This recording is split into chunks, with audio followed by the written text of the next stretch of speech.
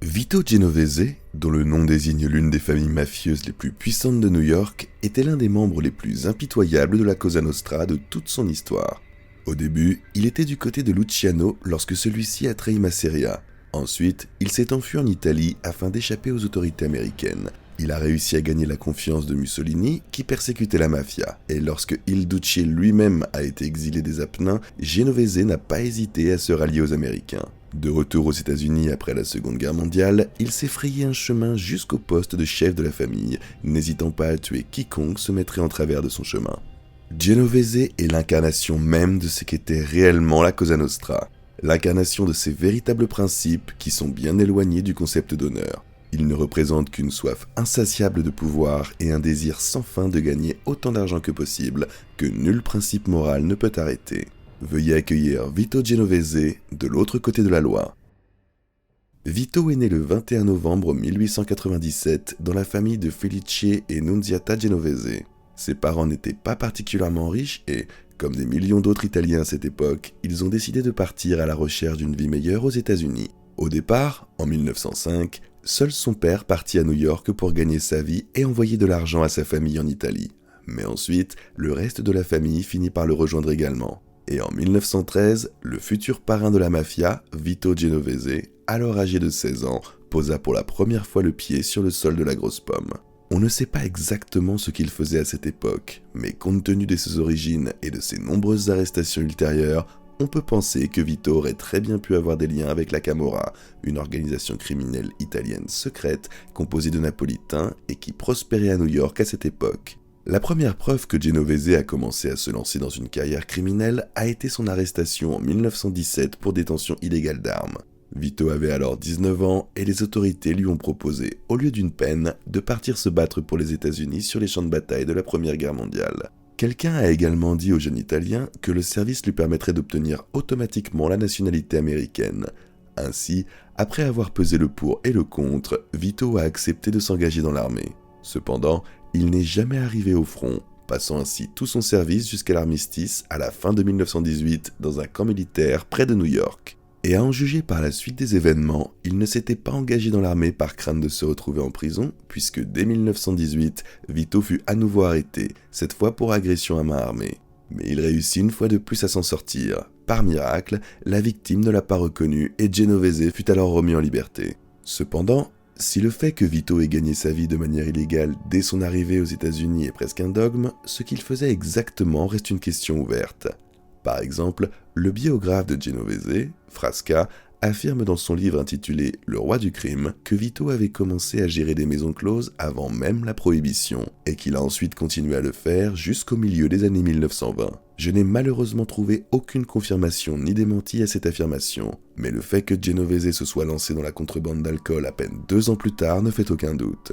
Et même si l'ampleur de ces opérations était loin d'égaler celle des leaders du marché illégal de l'alcool tels que Costello ou Dwyer, cela ne signifiait pas pour autant que Genovese vivait dans la misère. En effet, c'était un Bottlegegger lambda de la classe moyenne qui ne gagnait pas des millions, certes, mais il faisait tout de même des centaines de milliers de dollars. Le seul inconvénient de ce rôle était la concurrence plus rude. S'il n'y avait pas beaucoup de gros poissons et qu'ils s'entendaient souvent entre eux, les petits poissons étaient plus nombreux et réglaient leurs comptes le plus souvent par des moyens sanglants auxquels Genovese n'échappa pas. En effet, au cours de l'été 1926, il entra en conflit avec un autre Bottlegegger qui finit par dégénérer au point que, le 5 juillet de la même année, Vito reçut une balle dans la nuque, juste devant la porte de sa maison. Il ne fut sauvé que parce que son père le découvrit immédiatement après le coup de feu et appela les secours. Sinon, tout aurait pu finir très mal. Une autre activité illégale à laquelle Genovese était étroitement lié était la contrefaçon. À la fin des années 1920, il possédait déjà sa propre usine de recyclage de papier qui, en plus de lui assurer un bon revenu, lui donnait également accès à des fabricants de papier de haute qualité. Genovese fournissait ensuite ce papier à un groupe qui se livrait à la contrefaçon de Golden Certificate, des documents qui, à l'époque, avaient la même valeur que des dollars. Et bien que les autorités n'aient pas réussi à prouver l'implication de Vito dans cette affaire, plusieurs éléments indiquaient le contraire. Comme on peut le voir, Vito était très actif, saisissant toutes les occasions de gagner quelques dollars de plus, et cela ainsi que le fait que, d'après ses arrestations, il n'hésitait pas à utiliser des armes. Ça a attiré l'attention de l'un des chefs de la mafia, Joe Masseria. Joe the Boss, comme on l'appelait aussi, était en guerre avec un autre chef mafieux du nom de D'Aquila. Leur première confrontation eut lieu au début des années 1920 et se termina par un cessez-le-feu. Cependant, tout le monde savait bien que le conflit n'était pas réglé pour autant. Masseria, déterminé à gagner à tout prix, commença alors à renforcer son pouvoir en accueillant dans sa famille des Italiens qui n'étaient pas d'origine sicilienne, ce qui permit au napolitain Genovese d'entrer dans la mafia entre 1923 et 1928. Pour remercier Masseria de l'avoir accepté dans l'organisation, qui a multiplié le pouvoir de Genovese, Vito, au cours du conflit appelé la guerre de Castellamarese, se joignit à un groupe de conspirateurs qui trahiront et tueront Joe the Boss. Vous pouvez en savoir plus à ce sujet dans ma vidéo intitulée « La naissance de la mafia new-yorkaise », dont vous trouverez le lien dans la description. Et si c'est votre première vidéo sur l'histoire de la mafia américaine, je vous recommande vivement de la regarder avant de revenir à cette biographie. Les spectateurs réguliers de ma chaîne savent de quoi il s'agit, je ne vais donc pas répéter ce que j'ai dit dans d'autres vidéos, mais je vais continuer en me concentrant exclusivement sur l'histoire d'une seule personne, à savoir Genovese, en ajoutant parfois des anecdotes pour vous indiquer où vous pourrez trouver les informations manquantes. La guerre de Castellamarese a été un tournant pour Genovese, comme pour beaucoup d'autres mafieux qui sont passés en peu de temps de la misère à la richesse, une histoire typique de réussite.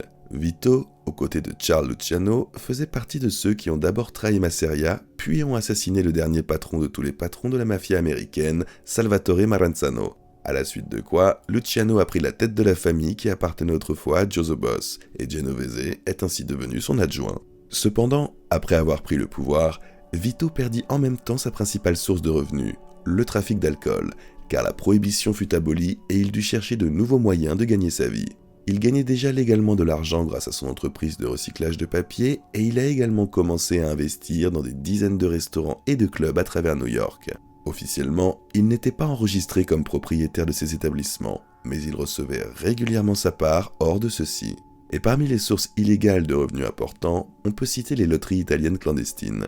Cependant, soit l'argent provenant de toutes ces entreprises ne lui suffisait pas, soit son instinct de gangster ne lui laissait aucun répit, car Vito continuait à s'impliquer dans des affaires qui étaient plus caractéristiques d'un gangster de second ordre que d'un bras droit d'une famille mafieuse.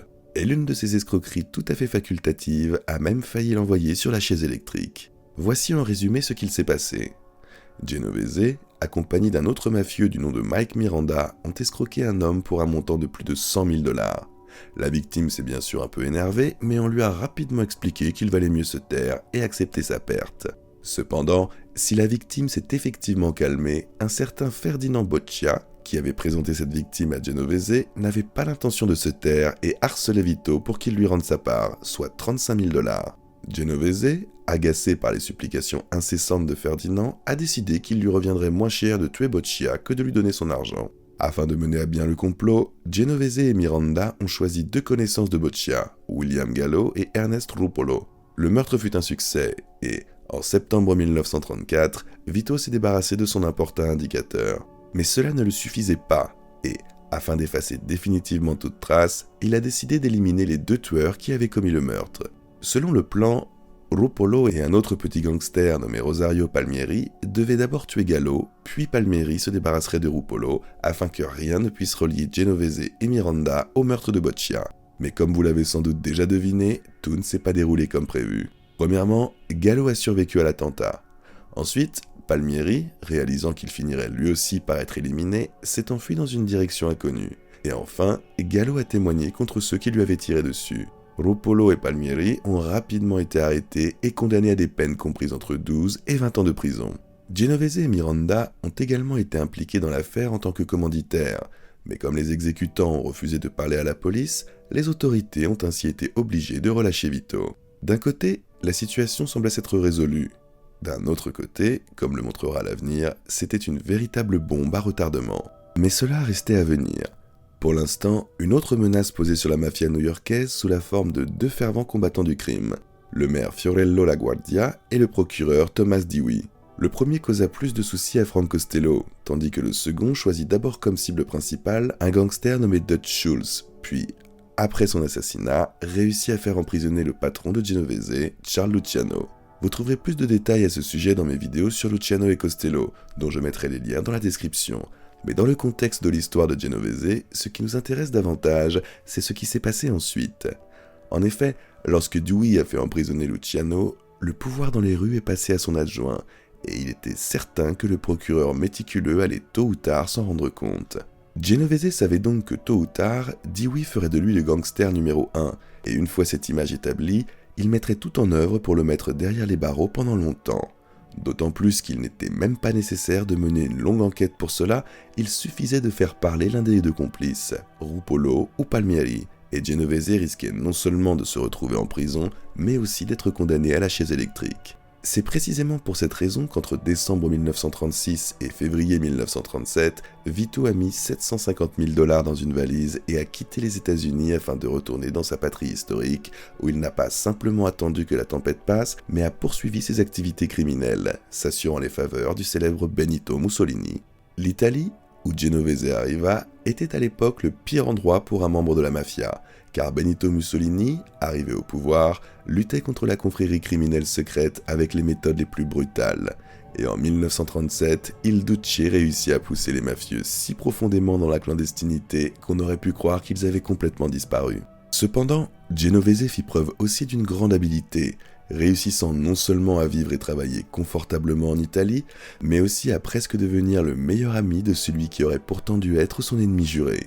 Vito avait commencé à préparer sa venue en Europe au moins 3 ans avant sa fuite. À l'époque, avec sa femme Anna, qui lui causera plus tard bien des problèmes, il voyageait à travers le vieux continent et s'était rendu dans plusieurs banques, où il avait ouvert des comptes sur lesquels il avait déposé des sommes considérables. Cet argent, ainsi que les 750 000 $ qu'il avait emportés avec lui ont permis d'atteindre les plus hautes sphères de la société italienne. Tout d'abord, avant son départ, il avait pris la précaution d'adhérer au parti fasciste italien dans leur section de New York. Ensuite, une fois dans les Apennins, Vito a commencé à faire de généreux dons au parti. Voici par exemple ce qu'on pouvait lire dans un article du journal local Il Mattino. Le fasciste Vito Genovese, membre de la section new-yorkaise du parti fasciste et résidant actuellement à Naples, a fait un don au parti afin d'acheter un terrain et de construire un siège local, ainsi qu'un centre d'héliothérapie. La contribution s'est élevée à 25 000 $. Enfin, après avoir blanchi son image auprès des autorités locales, il a trouvé le moyen d'accéder à la haute société, plus précisément par le biais de bordels haut de gamme dirigés par Innocenzo Monterizzi, qui aimait fréquenter les hauts fonctionnaires, les nobles italiens ainsi que les chefs militaires. C'est là que Vito fit la connaissance de personnes qui lui présentèrent ensuite un certain Galeazzo Ciano, ministère des Affaires étrangères et gendre de Benito Mussolini. En moins de 2 ans, Genovese dînait déjà avec le chef du fascisme italien. Et à en juger par les apparences, il s'en sortait très bien, puisque Il Duce lui-même a décerné le titre de Commendatore del Rei. Fort de ce soutien, Vito a d'abord organisé un trafic de drogue, puis, lorsque la guerre a éclaté, il s'est lancé dans le commerce de produits de première nécessité sur le marché noir. Son trafic de drogue fonctionnait comme ceci. Il achetait de l'opium en Turquie et le transportait en Italie. Là, il était transformé en héroïne, puis exporté vers d'autres pays d'Europe, mais aussi vers les États-Unis. Des rumeurs circulaient également selon lesquelles le gendre de Mussolini était lui aussi impliqué dans cette entreprise et avait même fait en sorte que les marchandises soient transportées des usines vers les ports par des avions de l'armée italienne. Difficile de dire si c'est vrai ou pas, mais on ne peut pas nier que Genovese, grâce à son amitié avec Ciano, profitait de la bienveillance d'Il Duce et de son entourage. Et le mot « profitait » décrit parfaitement la relation entre Vito et le grand chef fasciste. En effet, lorsqu'en 1943, le règne de Mussolini a commencé à vaciller et que la corde autour de son cou s'est resserrée, Genovese a décidé qu'il voulait pas suivre Il Duce à l'échafaud et, sans aucun scrupule, il a changé de camp. De plus, au même moment, le lien principal entre Vito et Mussolini, incarné par Ciano, était rompu. En effet, le gendre avait trahi son beau-père, ce qui lui valut d'être exécuté par la suite. Et même si Genovese avait voulu rester du côté d'Il Duce, cet événement aurait mis un terme à leur relation, car désormais, Benito n'aurait plus fermé les yeux sur ses affaires illégales. La chute de Mussolini commença en 1943, lorsque le roi d'Italie le destitua de ses fonctions et le fit prisonnier. Il restera environ 2 mois en prison, après quoi il sera sauvé par l'armée allemande. Hitler le nommera alors dirigeant du nord de l'Italie, mais Il Duce avait alors déjà perdu tout le pouvoir qu'il possédait auparavant. Pendant que Mussolini jouait aux dirigeants dans le nord, Vito a dû s'adapter à la nouvelle réalité dans le sud, où l'armée américaine était sur le point de prendre le dessus. Selon les proches de Genovese, pendant cette période, il aidait les Américains dans leur lutte contre les troupes allemandes, aux côtés des partisans, et dès que Naples, où vivait Vito, fut libéré, il fut alors engagé comme traducteur dans l'armée américaine. À cette époque, les Américains avaient en effet un besoin urgent de personnes capables de parler les deux langues, et si celles-ci étaient en plus citoyens des États-Unis comme Genovese, c'était un double avantage. Vito réussit très vite, grâce à des pots de vin, à s'assurer le soutien d'une dizaine de soldats qui l'aidaient à transporter des produits de première nécessité volés dans les entrepôts de Naples. La farine, le beurre, le sel et d'autres produits qui faisaient cruellement défaut en Italie étaient d'abord subtilisés de différentes manières dans les entrepôts alimentaires, puis transportés par des soldats corrompus grâce à des camions militaires vers les campagnes. Là, le contenu des camions était transféré vers des voitures civiles qui transportaient la marchandise vers leur lieu de vente et les camions étaient brûlés sur place. Il existe également une version selon laquelle le général Charles Poletti, qui était à l'époque gouverneur militaire des territoires alliés libérés d'Italie, aurait participé à cette opération. Cependant, cette affaire est très ambiguë et confuse, et je ne m'étendrai pas sur cette question car elle n'a finalement aucune incidence sur le destin de notre héros qui est sur le point de retourner aux États-Unis. Pendant un an, Genovese a réussi à agir en toute impunité sur le marché noir, jusqu'à ce qu'en 1944, un sergent de renseignement militaire nommé Orange Dickey se charge de l'enquête. En quelques mois seulement, il parvient à déterminer que Vito était l'un des plus gros acteurs du marché noir dans la région de Naples, et en août 1944, Genovese était déjà en détention. En poursuivant ses investigations, Dickey a également découvert que l'homme arrêté avait été membre du parti fasciste et proche de Mussolini, et qu'il était soupçonné d'un meurtre aux États-Unis où l'affaire Boccia avait refait surface. L'un des participants à cet incident, Ernest Ruppolo, avait été libéré sur parole en 1944, mais la même année, il avait de nouveau été arrêté pour meurtre. Il risquait désormais non plus 20 ans, comme dans le cas précédent, mais 80 ans, et Ruppolo décida de coopérer en racontant tout ce qu'il savait sur la mort de Ferdinand Boccia. Dickey, ayant appris cette information, décida qu'il serait plus judicieux de juger Genovese aux États-Unis pour meurtre plutôt que pour trafic illégal en Italie où, comme je l'ai déjà dit, on ne savait pas avec certitude s'il avait des liens avec le général Poletti, mais il avait certainement d'autres amis influents qui l'aidaient de toutes les manières possibles en retardant d'abord l'enquête, puis en empêchant l'extradition de Genovese vers les États-Unis. Cependant, Dickey était déterminé à faire sortir le mafieux des Apennins afin qu'il soit jugé aux États-Unis. Les discussions entre les autorités italiennes et américaines sur le sort de Genovese ont duré environ 6 mois et ont abouti, en mai 1945, à l'arrestation de Vito par Dickey, qui l'a ensuite escorté seul aux États-Unis, où il l'a remis aux autorités locales en juin de la même année. L'affaire contre Genovese s'appuyait sur les déclarations de Ruppolo, déjà mentionnées, ainsi que sur les témoignages corroborants d'un autre gangster nommé Peter Lantepa, qui avait déjà été le témoin involontaire du meurtre de Boccia en 1934.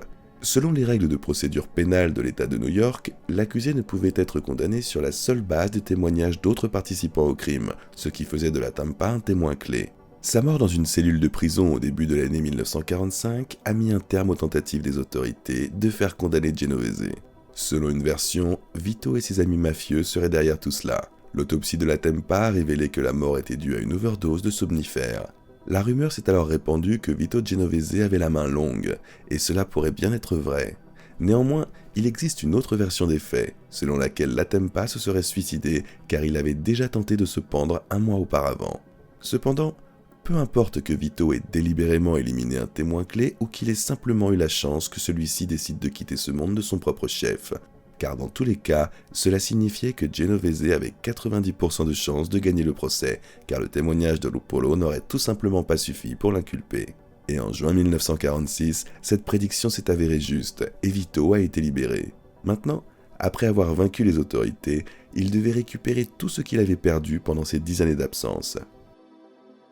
Lorsque Genovese est revenu aux États-Unis, Luciano était toujours le chef de sa famille, mais il a été presque immédiatement déporté vers l'Italie et le pouvoir est passé entre les mains de Frank Costello.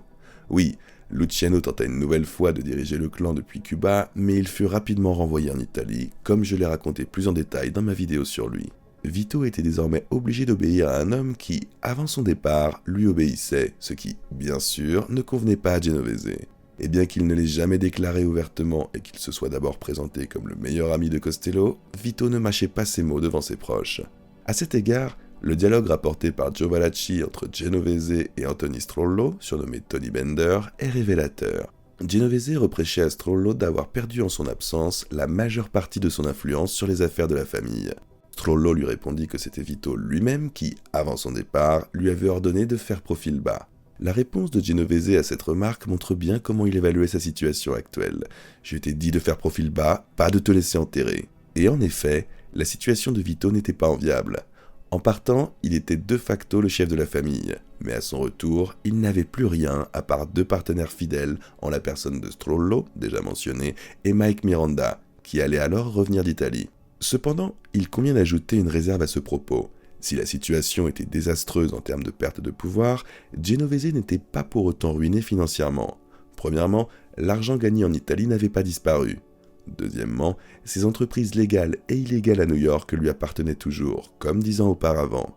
Selon les dires de sa femme, une seule loterie clandestine rapportait 20 000 $ par semaine à Vito. Ajoutez à cela ses parts dans les clubs et une usine de recyclage de papier et vous obtenez un revenu annuel supérieur à 1 million $.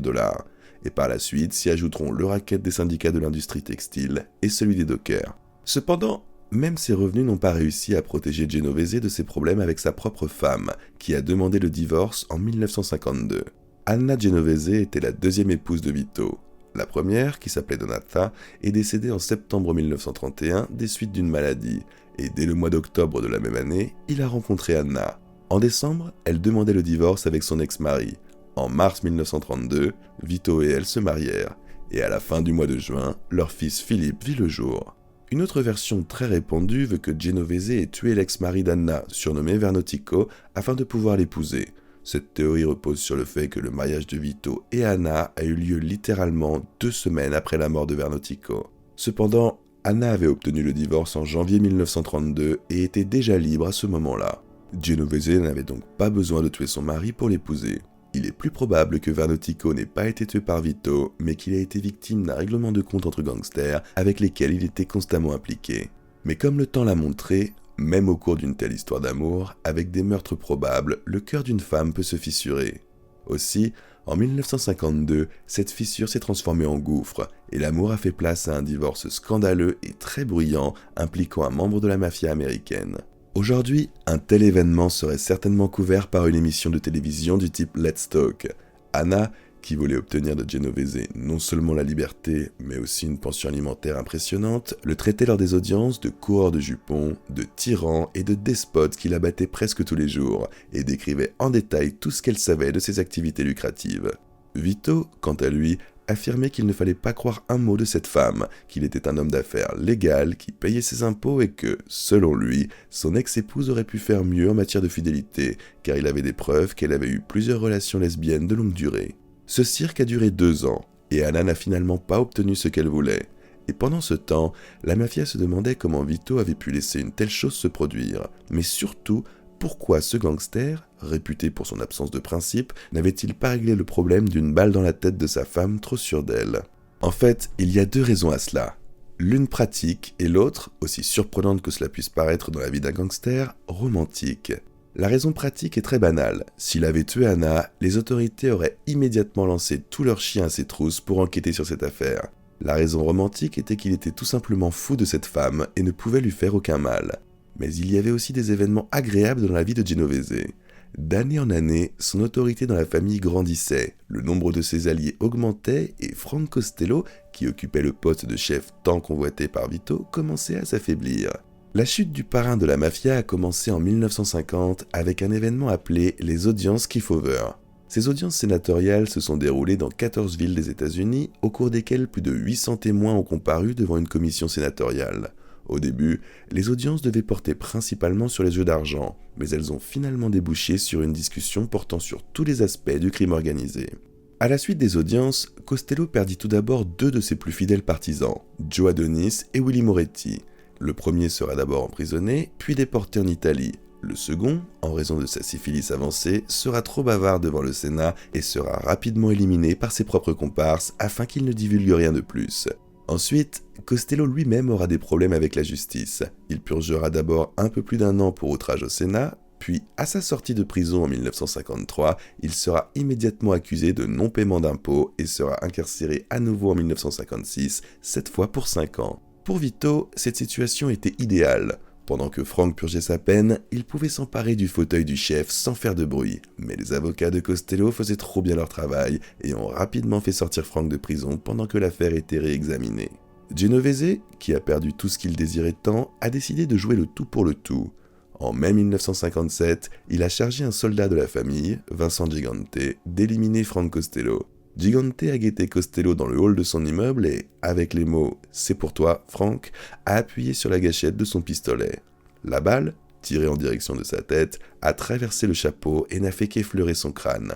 La tentative d'assassinat a échoué. Cependant, cela n'empêchera pas Genovese de s'emparer du pouvoir dans la famille au même moment, justifiant la tentative d'attentat par le fait que Frank lui-même projetait de le tuer. Costello, quant à lui, ne riposta pas et convainc Vito que cela devrait mettre fin au conflit. Le poste de patron revint à Genovese, tandis que Costello prend sa retraite, tout en conservant toutes ses sources de revenus. Vito accepta ces conditions et, après 20 ans, il retrouvera ce qu'il avait perdu en fuyant en Italie. Il avait ainsi gravi les échelons jusqu'au sommet de la hiérarchie de la mafia italienne, mais cela ne signifiait pas pour autant que le monde autour de lui s'était transformé en un conte de fées peuplé de licornes roses. Au contraire, Vito était désormais une cible de choix, tant pour ceux qui voulaient venger Frank Costello que pour ceux qui auraient volontiers mis Genovese derrière les barreaux. Lorsque Vito décida d'assassiner Costello, sa principale crainte était la riposte de l'allié de Frank et chef d'une autre famille, Albert Anastasia. Immédiatement après la tentative d'attentat, Vito déclara la loi martiale parmi ses hommes, mais Anastasia ne réagit pas, ce qui permit à Genovese de frapper le premier. Pour ce faire, il a commencé à tisser une conspiration au sein même de la famille d'Anastasia en soutenant la prise de pouvoir menée par Carlo Gambino. Et le matin du 25 octobre 1957, le dernier obstacle qui pouvait l'empêcher d'accéder au pouvoir en tant que parrain a été éliminé. Anastasia avait été assassinée. Mais les 2 assassinats consécutifs de chefs en exercice ont semé la confusion dans les rangs de la mafia à travers tout le pays, et afin de clarifier la situation, Genovese a été contraint de convoquer un congrès national de la Cosa Nostra où il pourrait expliquer ce qui se passait à New York et apaiser les potentielles tensions. À cette fin, il s'est réuni avec des chefs tels que Sam Giancana, Stefano Magaddino et Joseph Ziccarelli au début du mois de novembre 1957 dans la maison d'un gangster du New Jersey nommé Ruggiero Boiardo, où ils ont décidé comment et où tenir le prochain congrès, et décidèrent finalement de choisir le domaine d'un mafieux nommé Joe Barbara, situé dans une petite ville appelée Apalachin. La réunion elle-même, baptisée du nom de la ville où elle s'est tenue, a eu lieu le 14 novembre de la même année, et s'est soldée par l'arrestation massive des principaux chefs de la mafia américaine, fournissant aux autorités la preuve irréfutable de l'existence, à l'échelle du pays, d'un groupe criminel organisé appelé la Cosa Nostra. Ce congrès a été découvert par le sergent de police local Edgar Croswell, qui, le 13 novembre, a été appelé dans un hôtel où un chèque sans provision avait été utilisé. Arrivé sur place, il a découvert que le chèque avait été émis par le fils d'un entrepreneur local nommé Joe Barbara. Le lendemain, Croswell s'est donc rendu à l'usine de Barbara afin de régler cette affaire, mais il n'y trouva pas les personnes recherchées. Il s'est rendu à son domicile, où il a découvert une dizaine de voitures et encore plus d'hommes inconnus. Croswell a trouvé tout cela extrêmement suspect et a immédiatement appelé des renforts, qui ont encerclé la propriété en moins d'1 heure. Les mafieux, apprenant qu'ils étaient encerclés, commencèrent à fuir dans toutes les directions, comme s'il ne s'agissait pas de chefs mafieux, mais de voyous pris en train de voler des pommes dans le jardin de quelqu'un d'autre.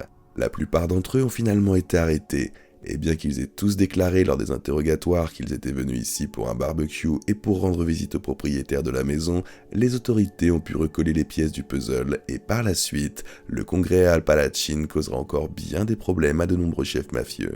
Quant à Vito Genovese, l'échec du congrès national de la mafia, dont il était l'un des initiateurs, ne lui paraîtra bientôt n'être qu'une simple bagatelle, car les autorités avaient déjà commencé à enquêter sur son implication dans un trafic de drogue aux États-Unis. Le Bureau fédéral des stupéfiants considérait Genovese comme l'un des principaux gangsters fournissant de l'héroïne aux États-Unis. Il pensait que Vito, grâce à ses relations en Italie, avait organisé et financé toute l'opération de trafic de drogue de la mafia. En réalité, il n'avait bien sûr pas une influence aussi étendue, mais il en faisait assurément partie. Cependant, comme je l'ai déjà dit, les autorités avaient une autre vision des choses, dans laquelle Genovese était une figure clé, et après la réunion d'Apalachin, qui a déclenché le renforcement de la lutte contre la mafia, le FBI mobilisa la majorité de ses forces pour faire tomber Vito Genovese. Et en fait, ils ont eu beaucoup de chance, car dès la fin de l'année 1957, le bureau a mis la main sur un certain Nelson Cantelops, qui avait participé à une opération de trafic de drogue avec Genovese. Cette année-là, Cantelops fut condamné à une lourde peine pour trafic d'héroïne et les agents du FBI lui ont alors proposé de collaborer en échange d'une réduction de peine s'il leur fournissait des informations sur ses employeurs. Nelson leur a alors livré des témoignages accablants sur l'implication de Genovese dans le trafic de drogue. Premièrement, il s'agissait de sa rencontre avec Vito dans un restaurant en août 1956, où il a recommandé Cantelops pour participer à l'opération. Le témoignage de Nelson concernant cette conversation a également pu être confirmé par 2 agents du FBI qui surveillaient la scène et se trouvaient à une table voisine. Deuxièmement, il raconta son trajet en voiture avec Genovese, au cours duquel Vito lui avait clairement expliqué le rôle qu'il attendait de lui. À la fin du trajet, une conversation liée au trafic de drogue avait eu lieu et Genovese y prit également part. Enfin, Cantelops a raconté tout ce qu'il avait fait pour Genovese et ses autres supérieurs, où il était allé chercher de la marchandise, où il l'avait ensuite livrée et avec qui il avait été en contact au cours de cette période. En somme, il a donné tellement d'informations aux forces de l'ordre que Vito ne pouvait plus s'en sortir. Et en juillet 1958, les autorités ont arrêté Genovese et l'ont inculpé, ainsi que plus d'une dizaine de gangsters, de complots en vue d'importer et de distribuer de l'héroïne sur le territoire des États-Unis. Le procès s'est tenu en janvier 1959 et s'est conclu en avril de la même année par un verdict de culpabilité. Vito Genovese a été condamné à 15 ans de prison et envoyé dans une prison d'Atlanta, où il allait bientôt se produire un événement qui allait être directement lié à Genovese, mais qui allait jouer un rôle important non seulement dans sa vie, mais aussi dans le destin de toute la Cosa Nostra. Comme vous l'aurez probablement déjà compris, il s'agit de son conflit avec Joe Valachi. Lorsque Vito fut incarcéré, il avait 62 ans et ressemblait à un vieil homme bon enfant. Mais les apparences étaient trompeuses, et derrière les barreaux, il exerçait le même pouvoir qu'en liberté. Il occupait une position de chef au sein de la diaspora italienne d'Atlanta, et si quelqu'un avait des problèmes ou des différends avec un autre détenu, il venait voir Genovese pour qu'il l'aide à les régler. Imaginez maintenant qu'un tel homme, avec lequel vous partagez en plus la même cellule, commence à insinuer que vous êtes une balance. Auriez-vous peur pour votre vie ? Je pense que oui. C'est ce qui est arrivé à Joe Valachi lorsqu'il s'est retrouvé dans cette situation. Il a commencé à avoir des assassins de Genovese partout et finalement, à cause de cette paranoïa, il a battu à mort un homme innocent. Désormais, en plus d'être accusé de trafic de drogue, pour lequel il était là, il était également soupçonné de meurtre, et à l'extérieur de la cellule d'isolement où il avait été enfermé, il risquait d'être tué par l'homme le plus puissant de toute la prison. Valachi était acculé et contraint de coopérer, car le monde qu'il avait protégé par son silence n'allait pas le reprendre. Le témoignage de Valachi devant la commission sénatoriale américaine, en septembre 1963, constituait à l'époque les premières informations exhaustives sur la Cosa Nostra, car il avait révélé tout ce qu'il savait sur cette organisation, depuis la cérémonie d'initiation jusqu'à préciser qui occupait quelle position au sein de chaque famille. Et tandis que les autres mafieux maudissaient Genovese pour avoir commis une erreur aussi catastrophique, il purgeait tranquillement sa peine comme si de rien n'était. Presque immédiatement après l'incident avec Valachi, Vito fut transféré à la prison de Leavenworth, où la communauté italienne y était moins importante et, comme le soulignèrent les autorités pénitentiaires, Genovese se comportait comme un détenu modèle, et la seule personne avec qui il communiquait était son codétenu. Peu après son arrivée dans sa nouvelle prison, Vito a été transféré à l'infirmerie, où il est resté en permanence en raison de problèmes de santé. Les médecins lui ont diagnostiqué un emphysème pulmonaire, une obstruction artérielle et un cancer de la vessie. Si ce dernier a pu être retiré avec succès, les 2 premiers problèmes n'ont pas disparu. Et en 1969, Genovese, souffrant d'un essoufflement terrible et d'œdème aux jambes, fut transféré au centre médical pour détenus fédéraux de Springfield, où il quitta ce monde dans la nuit du 14 février de la même année, sur un lit d'hôpital de l'établissement pénitentiaire.